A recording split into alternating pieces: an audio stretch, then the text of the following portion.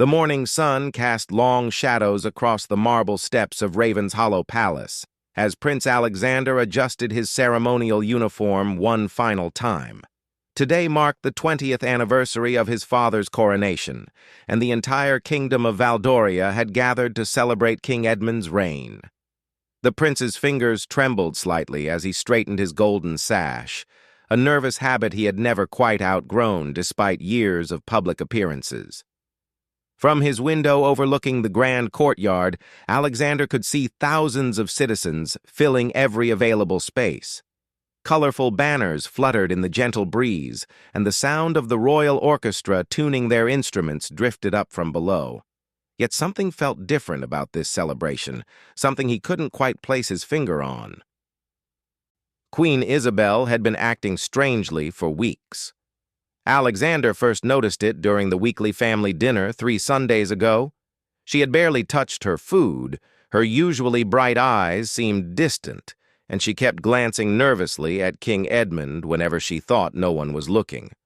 The prince had initially dismissed it as stress from organizing the anniversary celebrations, but her behavior had only grown more peculiar as the day approached. Just yesterday, Alexander had walked past the Queen's private study and heard heated whispers coming from within. He couldn't make out the words, but the urgency in the voices was unmistakable. When he knocked and entered, he found Queen Isabel standing alone by the window, her face flushed and her hands shaking slightly. She had quickly composed herself and claimed she was simply reviewing the ceremony details with her secretary, but Alexander noticed no one else was in the room. The prince's thoughts were interrupted by a gentle knock on his door. "Your Highness, it's time," announced Sir Geoffrey, his longtime personal aide. Alexander took one last look at his reflection in the ornate mirror, noting how much he had come to resemble his father over the years. At 32, he had the same strong jawline and piercing blue eyes that had made King Edmund such a commanding presence on the throne. As they walked through the palace corridors toward the ceremony hall, Alexander couldn't shake the feeling that something momentous was about to happen. The servants they passed seemed unusually tense, and he caught several of them exchanging worried glances. Even Sir Geoffrey, normally calm and collected, appeared unusually formal and distant. The great hall of Raven's Hollow Palace had been transformed into a magnificent showcase of royal splendor. Hundreds of nobles, dignitaries, and distinguished guests filled the ornate chairs arranged in perfect rows. The ancient tapestries that lined the walls depicted the glorious history of the Valdorian monarchy, each thread telling stories of conquest, prosperity, and royal lineage stretching back 7 centuries. King Edmund stood at the center of the raised platform, resplendent in his ceremonial robes of deep purple velvet trimmed with gold. The crown jewels caught the light from the massive crystal chandeliers overhead, creating a dazzling display that reminded everyone present of the power and majesty of the throne. At 68, the king still cut an impressive figure.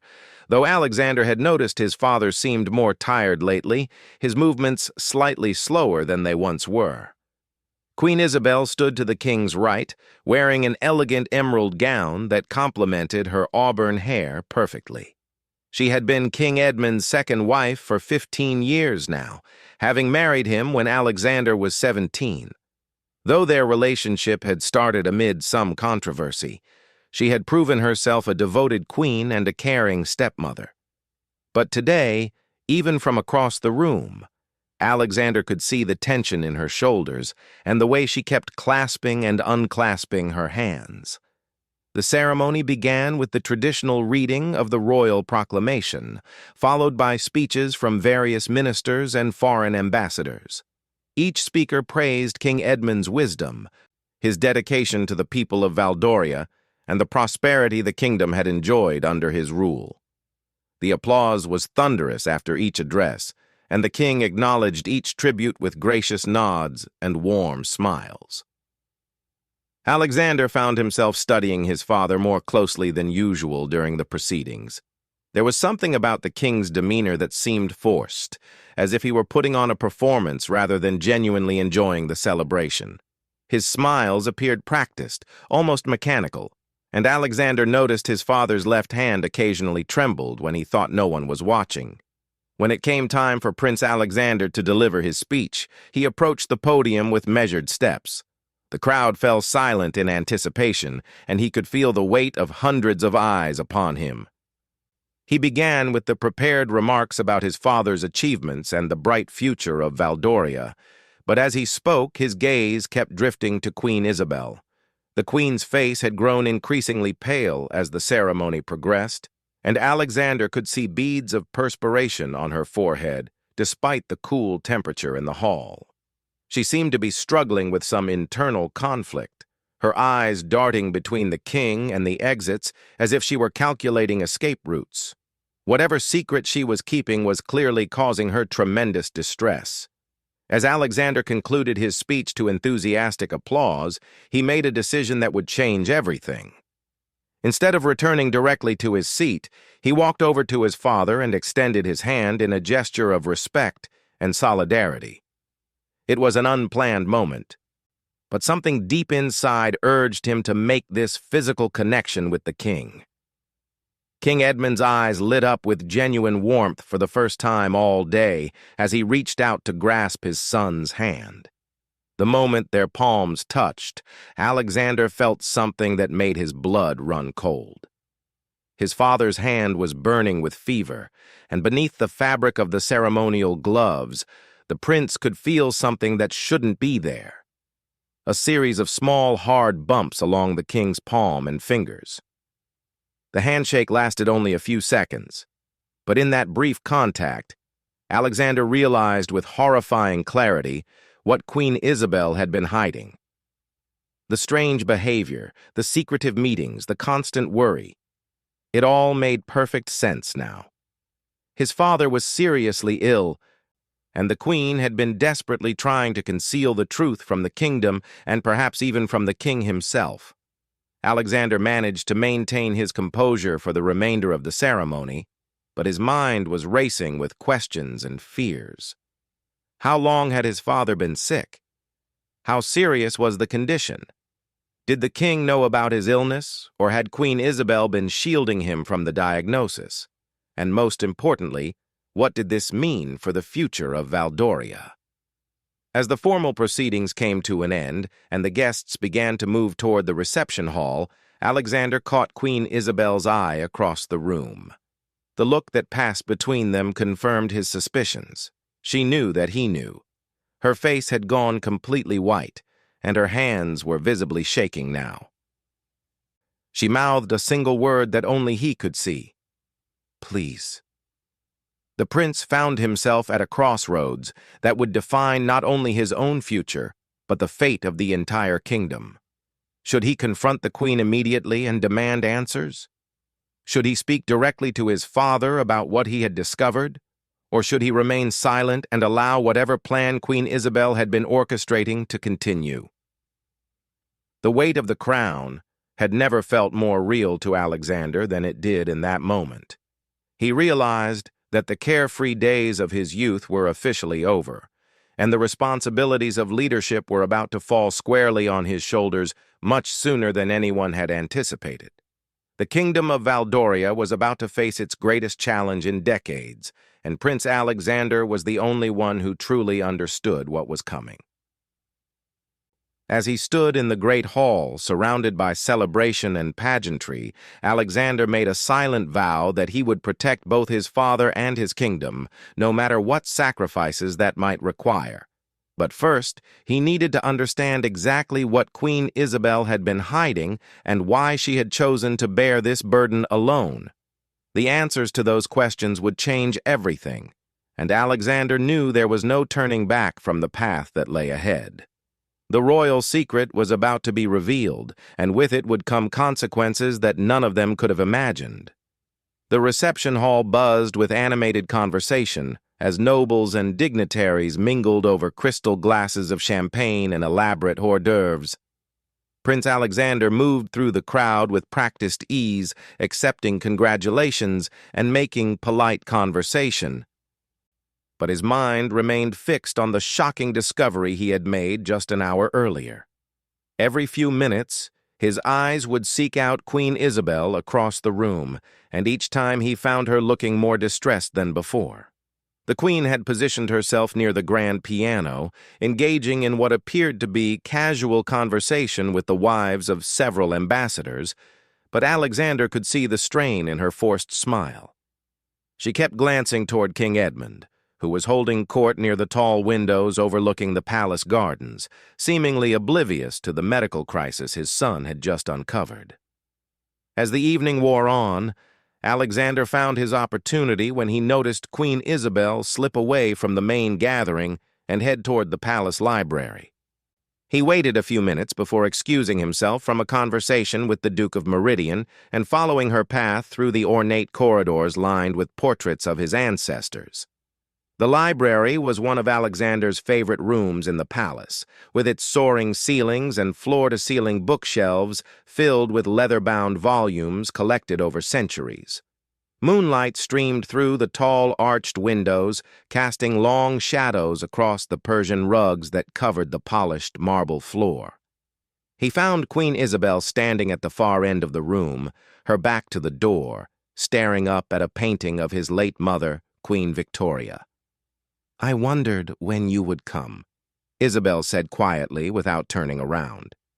Her voice carried a weariness that Alexander had never heard before, as if the weight of whatever secret she had been carrying had finally become too much to bear. "Tell me everything," Alexander said, closing the library door behind him and walking slowly toward his stepmother. "I felt the fever, the swelling. I know he's sick, Isabel. The question is how sick, and why you've been hiding it." Queen Isabel finally turned to face him, and Alexander was shocked to see tears streaming down her cheeks. In all the years he had known her, he had never seen the composed, elegant queen break down like this. Her usual perfect posture had crumbled, and she looked suddenly fragile and vulnerable. "6 months ago, your father began experiencing severe fatigue," she began, her voice barely above a whisper. "At first we thought it was just the stress of governing, the long hours, the constant demands. But then came the night sweats, the unexplained weight loss, and those lumps you felt today." Alexander felt his stomach drop as the implications of her words sank in. "What did the doctors say?" "Dr. Morrison examined him in complete secrecy," Isabel continued, wrapping her arms around herself as if trying to hold herself together. "The diagnosis was lymphoma, Alexander. Advanced lymphoma. The cancer has already spread to multiple lymph node groups, and the prognosis—" She couldn't finish the sentence, but she didn't need to. The prince sank into one of the leather armchairs, feeling as if the ground had shifted beneath his feet. His father, the strong and seemingly invincible King Edmund, was dying of cancer.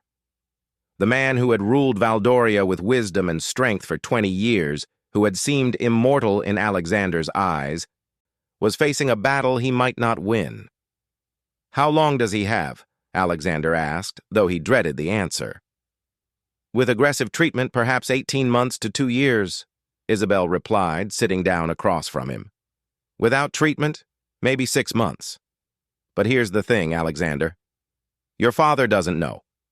Dr. Morrison and I agreed that telling him might crush his spirit and make his remaining time miserable. We decided to let him live normally for as long as possible." Alexander stared at his stepmother in disbelief. "You've been making medical decisions for the king without his knowledge? Isabel, that's not your choice to make." "Isn't it?" she shot back, her grief temporarily replaced by fierce determination. "I'm his wife, Alexander. I've watched him struggle with the burdens of leadership every single day for 15 years. I've seen how the weight of the crown affects him, how he sacrifices his own happiness for the good of the kingdom. If I can spare him a few months of agony and despair, don't I have that right?" The prince began pacing the length of the library, his mind racing through the implications of this revelation. What about the kingdom? What about succession planning? If father only has months or years left, there are preparations that need to be made. The people have a right to know their king is dying. And cause mass panic? Isabel stood up, her composure returning as she shifted into the protective mode she had clearly been operating in for months. Think about what you're saying, Alexander. The moment word of Edmund's illness becomes public, Valdoria will face political instability. Our enemies will see weakness and opportunity. The economy could collapse. Is that really what you want for your future subjects? Alexander stopped pacing and turned to face her. So what exactly is your plan? Hide his illness until he literally drops dead at a state function? Watch him deteriorate publicly while everyone wonders what's wrong with their king? That's not protecting anyone, Isabel. That's prolonging a disaster. I've been consulting with Dr. Morrison about possible treatments that could extend his life without him realizing what's happening, she said, her voice growing smaller again. Experimental therapies, clinical trials, anything that might buy us more time to figure out how to handle this properly. You mean anything that might buy you more time to avoid making the difficult decisions? Alexander replied, his voice sharper than he intended. He immediately regretted his tone when he saw how his words affected her, but the magnitude of the situation was overwhelming his usual diplomatic nature. Queen Isabel's face crumpled again, and she sat back down heavily. Do you think this has been easy for me? Do you think I wanted to carry this burden alone? Every morning I wake up wondering if today will be the day he collapses in front of everyone. Every public appearance is a nightmare of watching for signs that the illness is progressing. I haven't slept through a single night in 6 months because I'm terrified he'll die in his sleep and I'll be the one to find him. The raw pain in her voice made Alexander realize how much his stepmother had sacrificed to protect his father and the kingdom. She had essentially become a single guardian of the most dangerous secret in Valdoria, carrying the emotional weight of the king's mortality while maintaining the facade that everything was normal. I'm sorry, he said, sitting back down and leaning forward toward her. I can't imagine how difficult this has been for you. But Isabel, we need to face reality. Hiding this indefinitely isn't sustainable, and it's not fair to father either. He deserves to know about his own condition and make his own choices about how to spend whatever time he has left. What if knowing destroys him? She asked.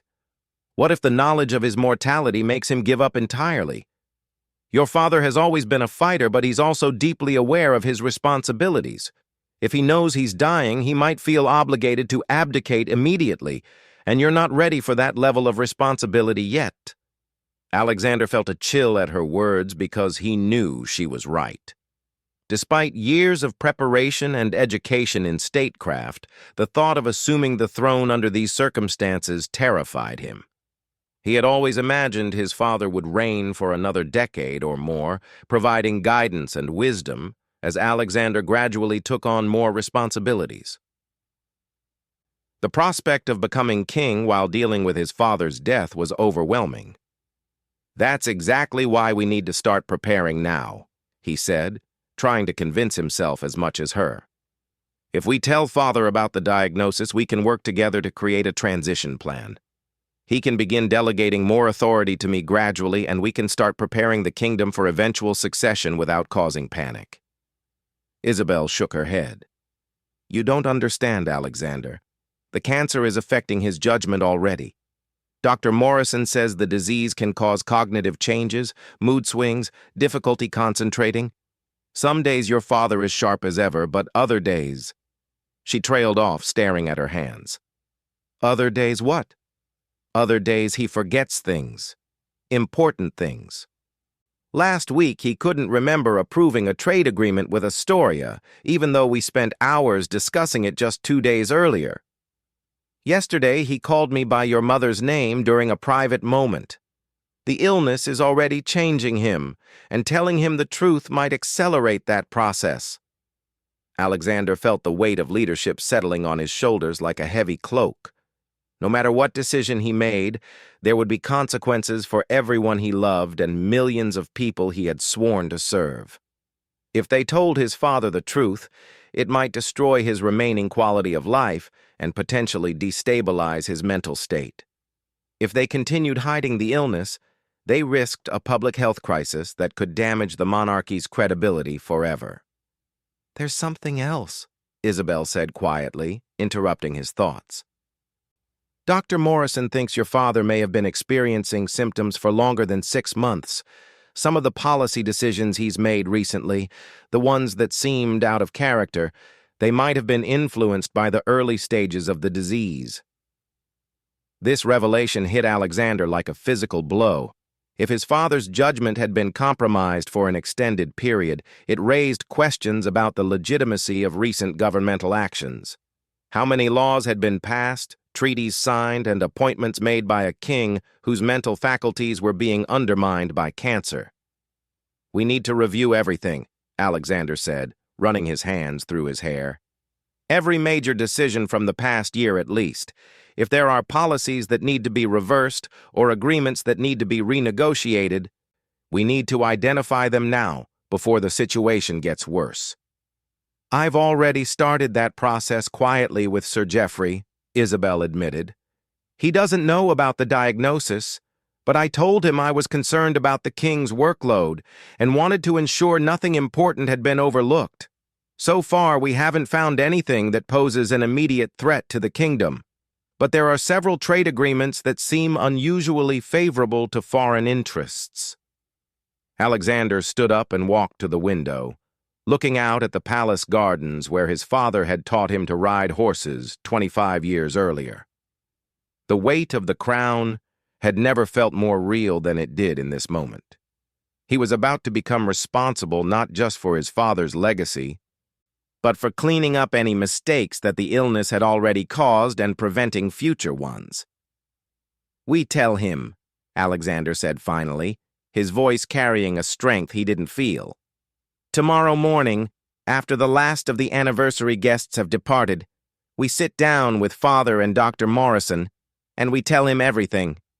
He deserves to know the truth, and we need his help in managing this transition properly." Queen Isabel nodded slowly, though tears were still flowing down her cheeks. "What if he hates us for keeping this from him for so long?" "Then we'll deal with that too," Alexander replied, turning back to face her. "But keeping this secret any longer isn't protecting him. It's protecting us from having a difficult conversation. Father has spent his entire reign making hard choices for the good of Valdoria. Now it's time for us to make a hard choice for his good, even if it's painful for all of us." As they prepared to leave the library and return to the reception, Alexander realized that this conversation had marked the unofficial end of his father's reign and the beginning of his own. The crown was already shifting from one generation to the next, whether they were ready for it or not. The only question now was whether they could manage the transition with enough grace to preserve both the monarchy and the kingdom they all loved. The morning after the anniversary celebration dawned gray and overcast, as if the weather itself reflected the somber mood that had settled over Ravenshollow Palace. Prince Alexander had barely slept, spending most of the night staring at the ceiling of his chambers and rehearsing different ways to break the devastating news to his father. By the time the first light appeared through his windows, he had accepted that there was no gentle way to tell a king that he was dying. Queen Isabel appeared equally exhausted when she joined Alexander for breakfast in the small dining room adjacent to the king's private study. They had agreed the night before that this intimate setting would be more appropriate for such a difficult conversation than the formal throne room or the grand dining hall where state business was usually conducted. Dr. Morrison arrived precisely at 9 o'clock, carrying a leather medical bag and a thick folder containing test results, X-rays, and treatment options. Alexander had known the royal physician since childhood. The elderly man had treated everything from his scraped knees to his bout with pneumonia during his university years. Today, however, Dr. Morrison looked older than his 73 years, his usually steady hands trembling slightly as he arranged his papers on the polished oak table. "Are you certain this is the right approach?" the doctor asked for the third time since arriving. "In my experience, patients with advanced cancer often fare better when they can maintain hope and normalcy for as long as possible." "Father isn't just any patient," Alexander replied, adjusting his formal jacket nervously. "He's the king of Valdoria, and he has responsibilities that extend far beyond his personal comfort.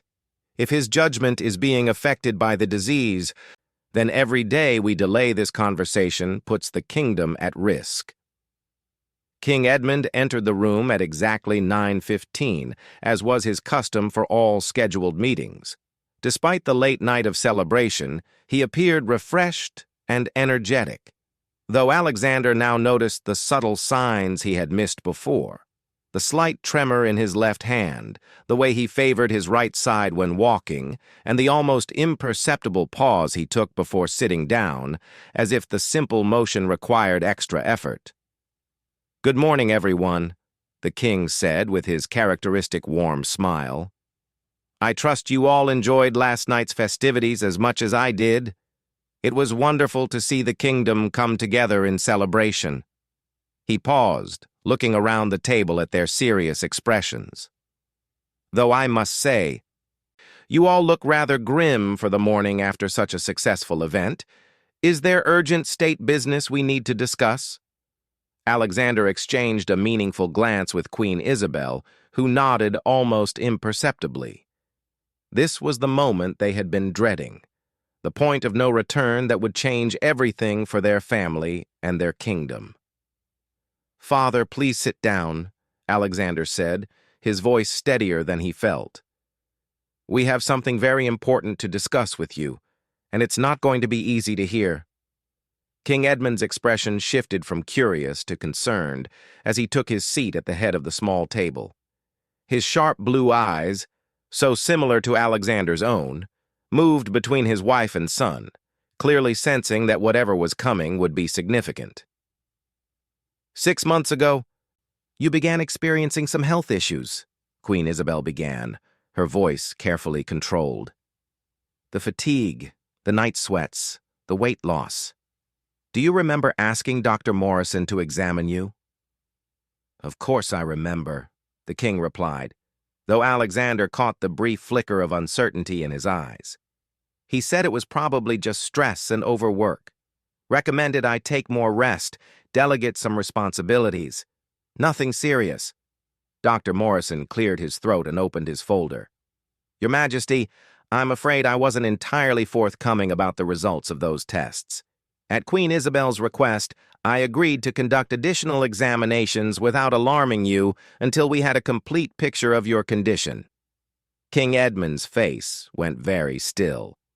In that moment, Alexander saw his father transform from a loving family patriarch into the shrewd political mind that had successfully ruled Valdoria for 2 decades.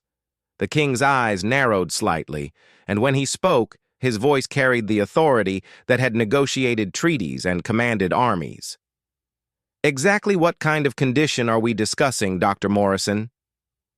"Lymphoma, Your Majesty," the doctor replied without hesitation.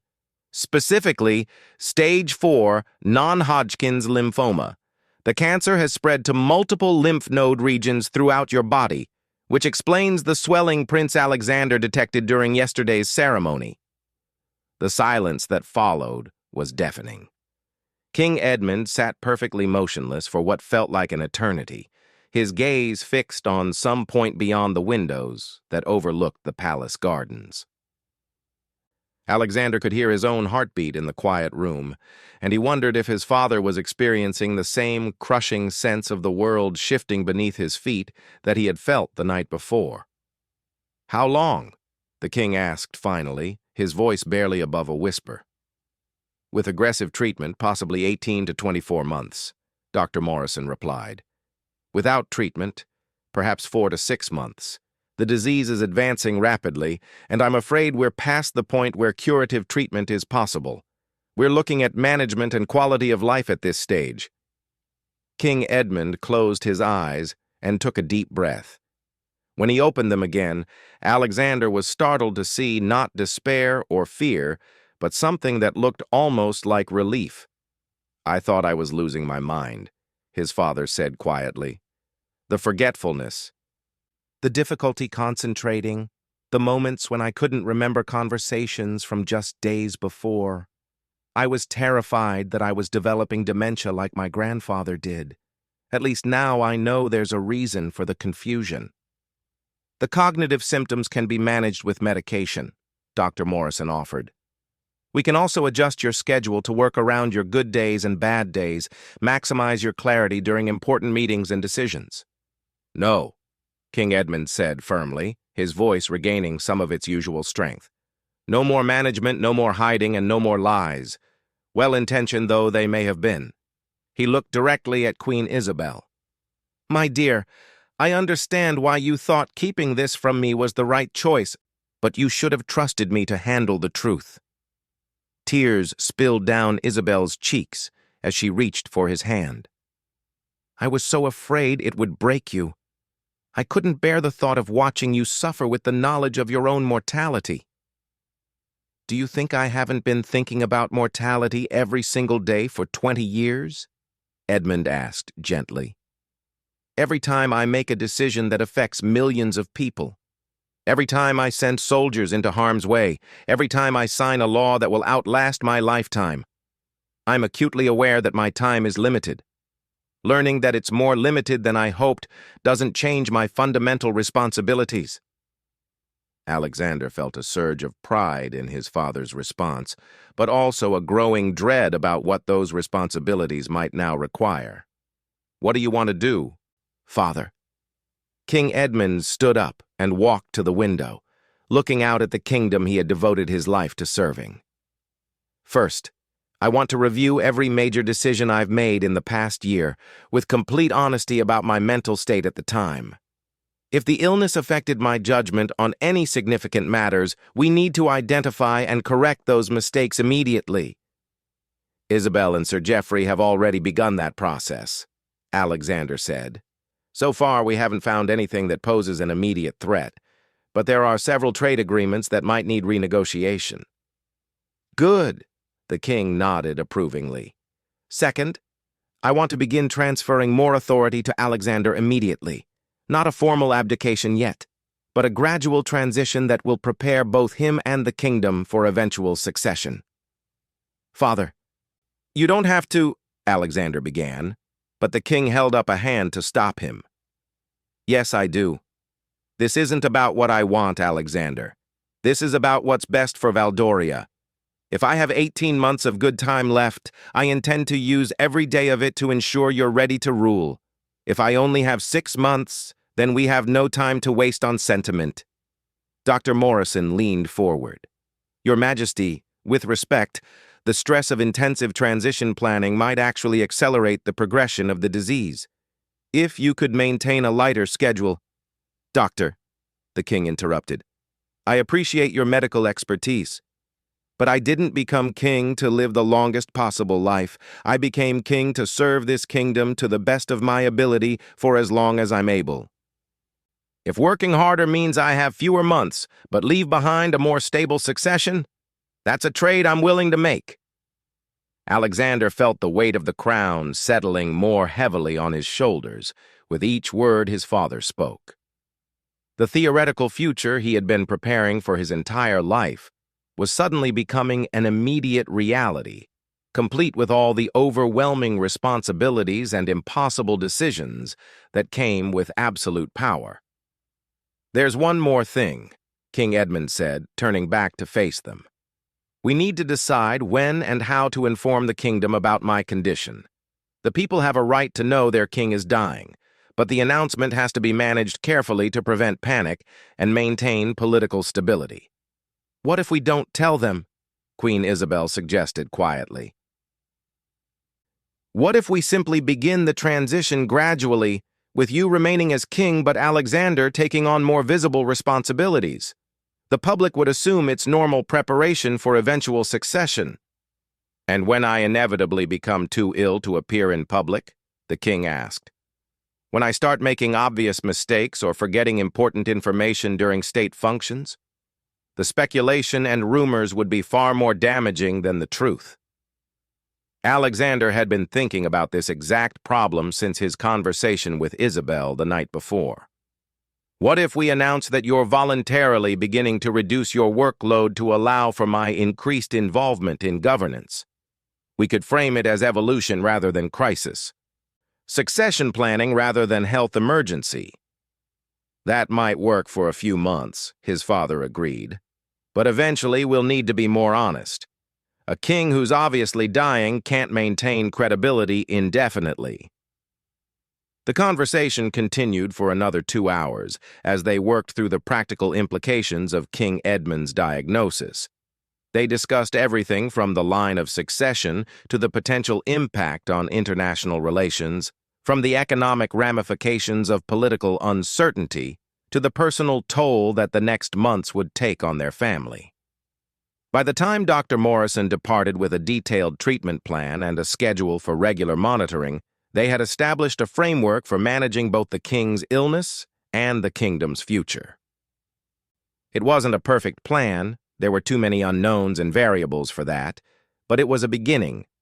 As Queen Isabel excused herself to begin implementing their decisions, King Edmund asked Alexander to remain behind for a private conversation. Father and son stood together at the window, looking out at the kingdom they would soon share the responsibility of protecting. "Are you ready for this?" the king asked quietly. "No," Alexander replied honestly. "I don't think anyone could be ready for this situation, but I'll do whatever it takes to honor your legacy and serve Valdoria." "Good answer," his father said with a sad smile. "If you had said yes, I would have known you didn't understand the magnitude of what's ahead. The crown is never a burden anyone is truly ready for, Alexander. We simply accept it and do our best." As they prepared to leave the small dining room and begin the most difficult chapter of their lives, Alexander realized that the handshake at yesterday's ceremony had indeed uncovered Queen Isabel's secret. But more than that, it had revealed the strength, wisdom, and dignity that would guide their family through the challenges ahead. The royal secret was finally out, and despite the pain and uncertainty it brought, Alexander felt something he hadn't expected: hope. Hope that they could face this crisis together, hope that the kingdom would emerge stronger from the trial, and hope that when his father's time came to an end, the transition would honor both the man and the crown he had served so faithfully. The future remained uncertain, but for the first time since gripping his father's feverish hand, Prince Alexander felt ready to face whatever lay ahead.